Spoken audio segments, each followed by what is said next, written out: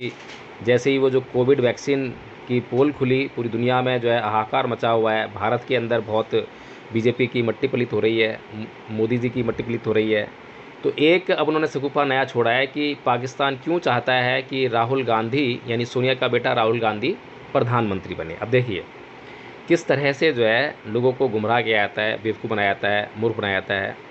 तो ये सब जो है यानी कि कोई भी प्रचार तंत्र आपको आके गुमराह कर देता है, चाहे कोई सोशल मीडिया हो या इसी प्रकार से हमने संघ का निर्माण किया है, कुछ नियम बनाए हैं, उनका पालन करने का प्रयास कर रहे हैं। जहाँ पालन नहीं होता, जहाँ पर उल्लंघन होता है, वहाँ पर दंड देने का प्रावधान भी करते हैं।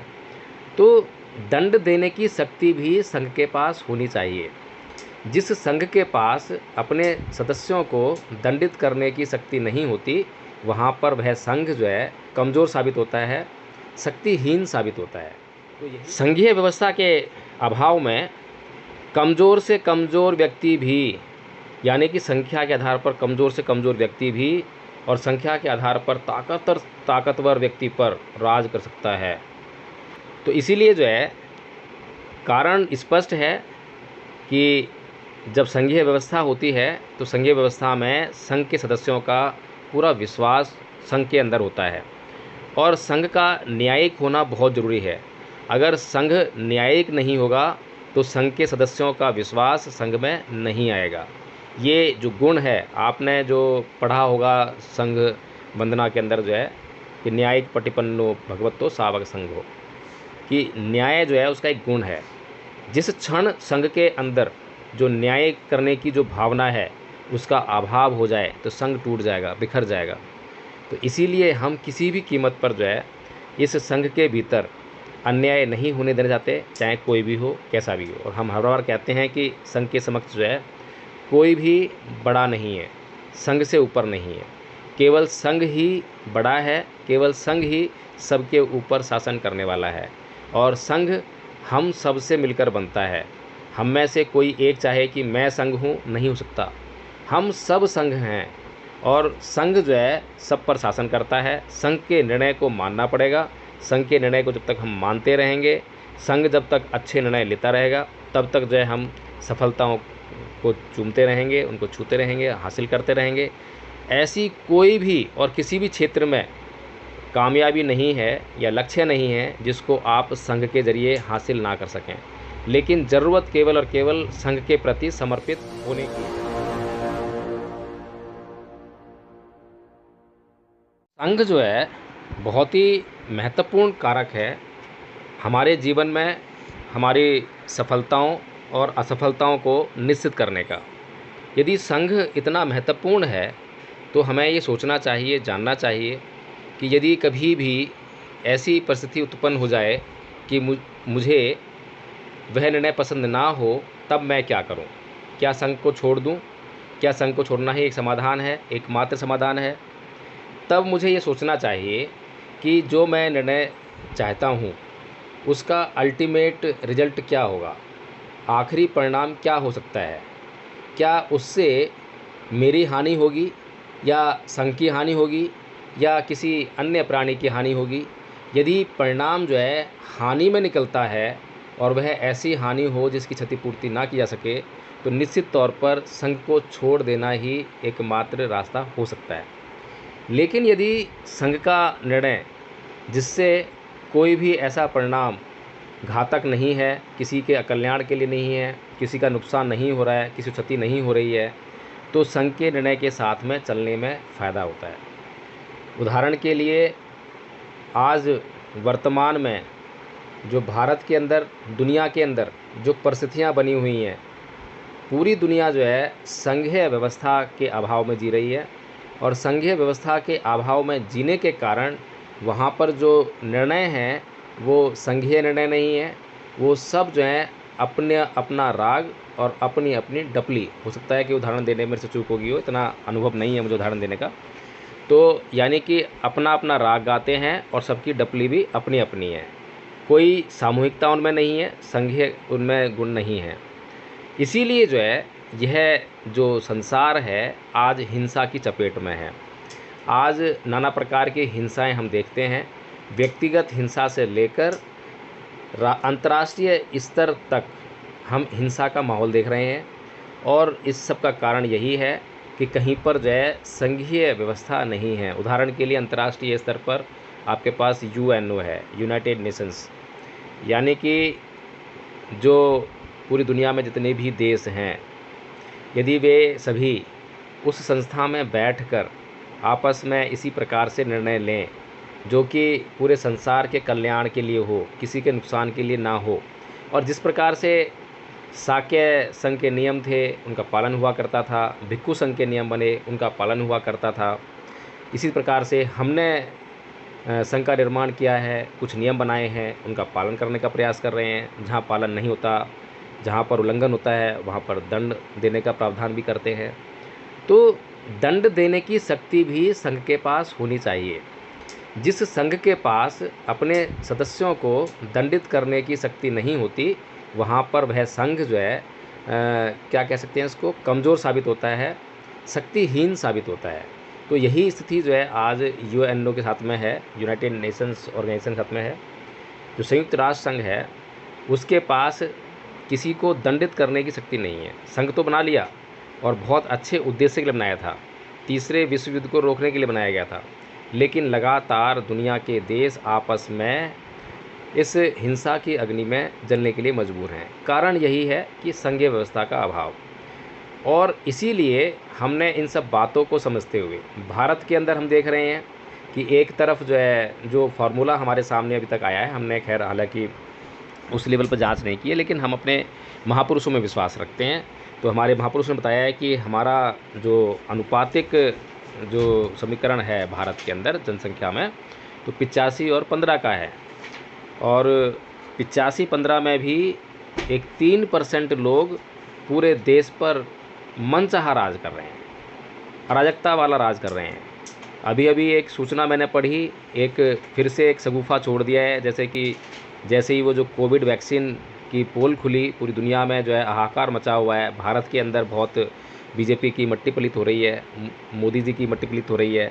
तो एक अब उन्होंने शगुफा नया छोड़ा है कि पाकिस्तान क्यों चाहता है कि राहुल गांधी, यानी सोनिया का बेटा राहुल गांधी प्रधानमंत्री बने। अब देखिए किस तरह से जो है लोगों को गुमराह किया जाता है, बेवकूफ़ बनाया जाता है, मूर्ख बनाया जाता है।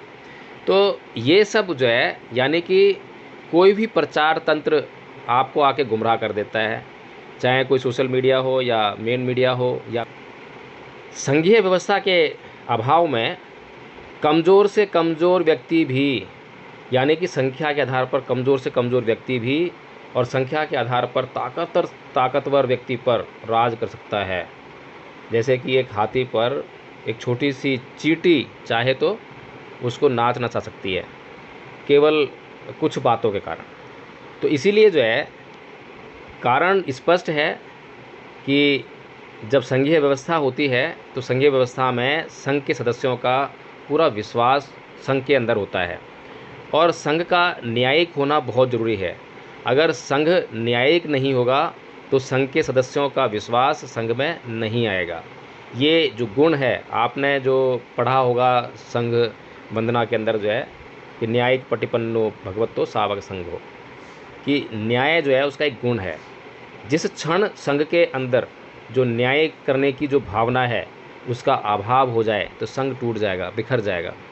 तो इसीलिए हम किसी भी कीमत पर जो है इस संघ के भीतर अन्याय नहीं होने देना चाहते, चाहे कोई भी हो, कैसा भी हो। और हम हर बार कहते हैं कि संघ के समक्ष जो है कोई भी बड़ा नहीं है, संघ से ऊपर नहीं है, केवल संघ ही बड़ा है, केवल संघ ही सबके ऊपर शासन करने वाला है। और संघ हम सब से मिलकर बनता है। हम में से कोई एक चाहे कि मैं संघ हूँ, नहीं हो सकता। हम सब संघ हैं और संघ जो है सब पर शासन करता है। संघ के निर्णय को मानना पड़ेगा।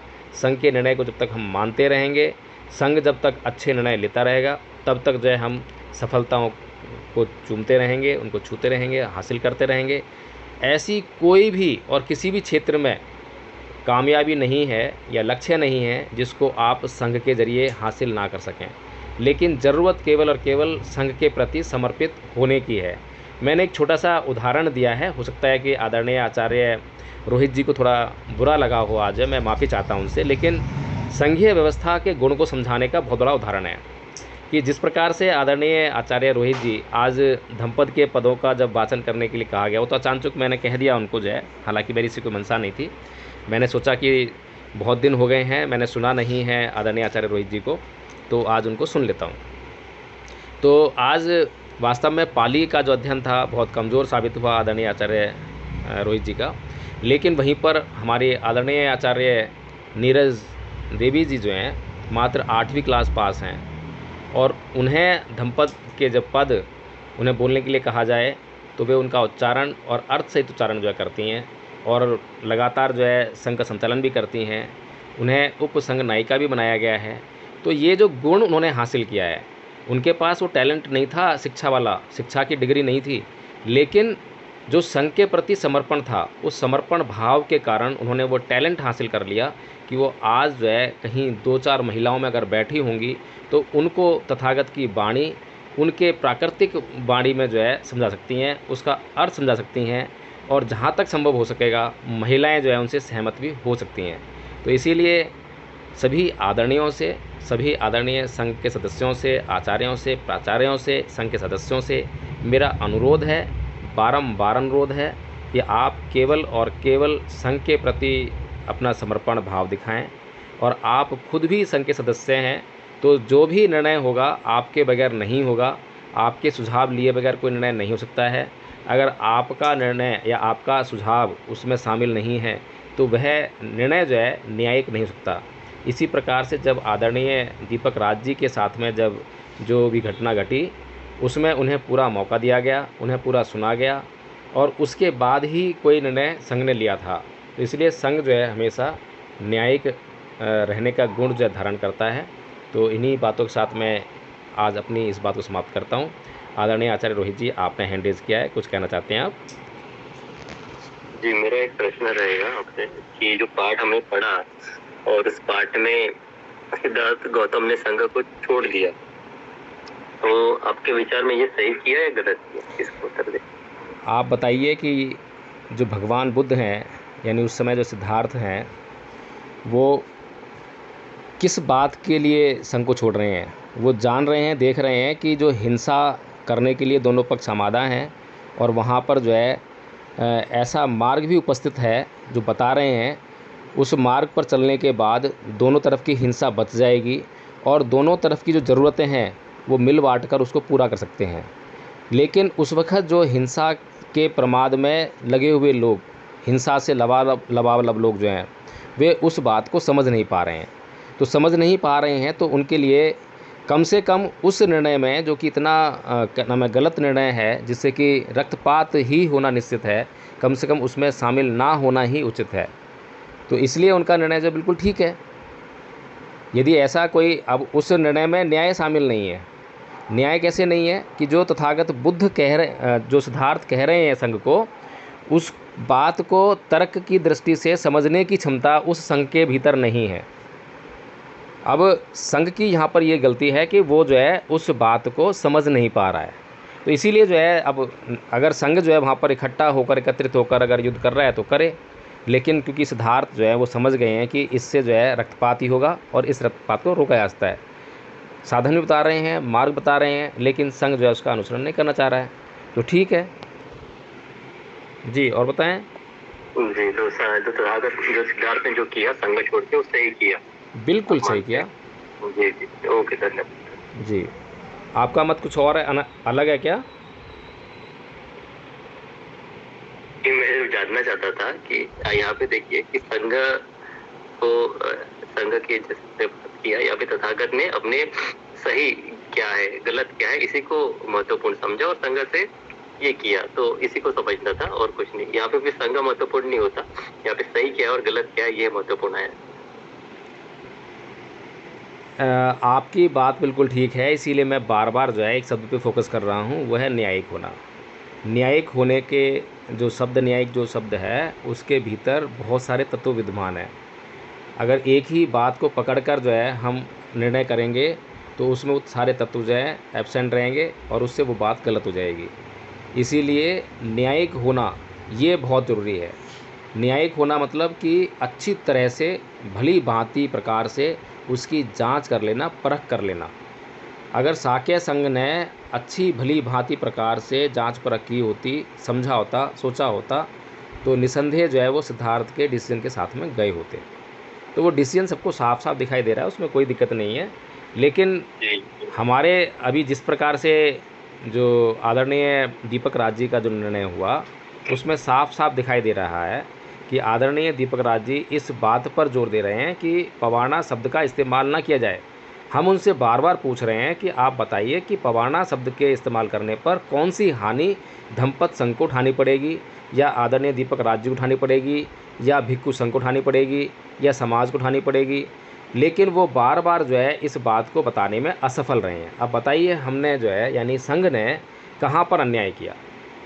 अन्याय तब होता जब उनके द्वारा न्यायोचित बात की जाती, तर्क प्रस्तुत किया जाता, और उस तर्क को समझने की क्षमता संघ के अंदर ना होती, तो संघ वास्तव में जो है न्यायिक न रहता, संघ जो है काबिल न रहता, संघ को छोड़ना ही बेहतर रहता।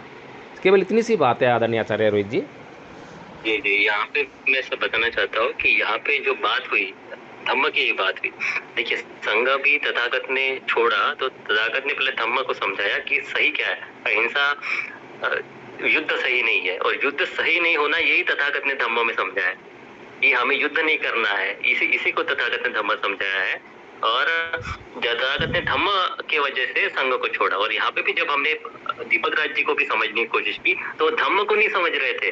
वो उसके प्रश्न को उत्तर देने के लिए ये नहीं हुए, संघ में निपुण नहीं हुए कि जो उत्तर किया जा रहा है कि क्यों आप पवना के पीछे पड़े हुए, तो उसके लिए उत्तर उनके पास नहीं था, जिसकी वजह से संघ उनके लिए ये नहीं किया। तो यहाँ पे धम्म कहीं ना कहीं जीत हुई, धम्म की जीत हुई, इसलिए संघ को छोड़ा गया है, ये मैं समझाना चाहता हूँ। इसके बाद भी संघ ने उन्हें कहा है कि भविष्य में भी अगर कोई स्पष्ट तर्क उनके पास मौजूद हो, जिससे कि समाज का कोई अहित हो रहा हो, कोई समाज का अकल्याण हो रहा हो, नुकसान हो रहा हो, तो वे कभी भी आके बता सकते हैं।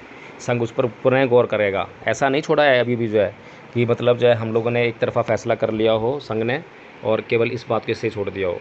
तो कुल मिलाकर यही है आदरणीय आचार्य रोहित जी कि भगवान बुद्ध जब सिद्धार्थ से बुद्ध बन गए, ज्ञान उन्होंने हासिल कर लिया, धम्म का मार्ग खोज लिया, तब उन्होंने धम्म प्रचार के लिए एक संघ के निर्माण को ही उचित समझा। बिना संघ के जो है वो धम्म प्रचार करने के लिए नहीं निकले। तो इसलिए जो है हमें इस बात को समझना चाहिए कि धम्म के प्रचार प्रसार हेतु संघ बहुत आवश्यक है। और जब परम पूज्य बाबा साहेब डॉक्टर भीमराव अंबेडकर संघ की शरण जाने के लिए मना कर रहे हैं, तब भी पूज्य भंते चंद्रमणि जी उन्हें यही समझा रहे हैं कि संघ बहुत महत्वपूर्ण है। बिना संघ के कार्य को आगे नहीं बढ़ाया जाता। आज संघ की ही देन है जो धम्म यहाँ तक आया है। तो इसीलिए जो है संघ महत्वपूर्ण है। लेकिन संघ के अंदर जो गुण हम संघ वंदना में पढ़ते हैं, बोलते हैं, तो उनको जानना बहुत ज़रूरी है कि संघ के अंदर क्या क्या गुण होने चाहिए। ये बहुत बहुत साधुवाद। समय का अधिक अतिक्रमण हो गया है, और अब मैं आज की